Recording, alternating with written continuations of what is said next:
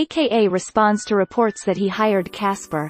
Kiernan aka Forbes representatives have released a statement refuting the claims that he hired Cassper for the Braai Show.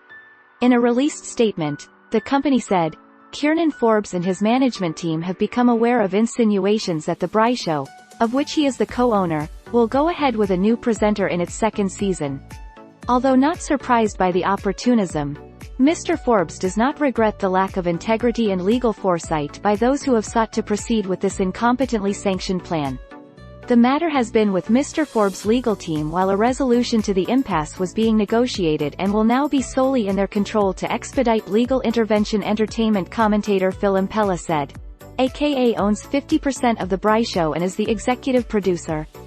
I reached out to AKA's management to get clarity on his involvement on the Braai Show with Cass, and per T-effect statement, he was not consulted for approval.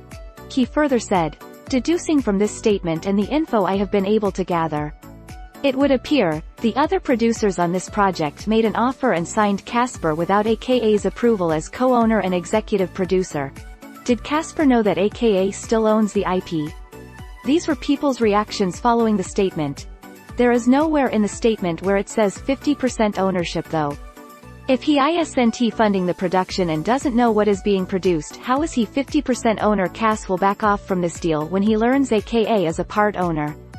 He was so spicy this morning. Shame. But why does he need to take legal action if he wants a success on the show that he kind of own? Shame. Sometimes people must know where to place their beef. In fact, that should have been big news. SABC is actually willing to pay royalties for IP since they have a track record of not doing so. They own everything they air. This sounds like an SABC insider swindle. Yeah, not doubting it, but who holds majority of the stake? That's the person that signs off on these things. Thinking face. Since when did SABC cut deals with production houses? Usually they purchase the full rights to the show. They could run repeats all week and they won't see a cent. Lol. Dude, why do you bother? You do know this is a marketing strategy by these two. They want us to talk and tweet about this. The only lost people in this whole things is us, the viewers.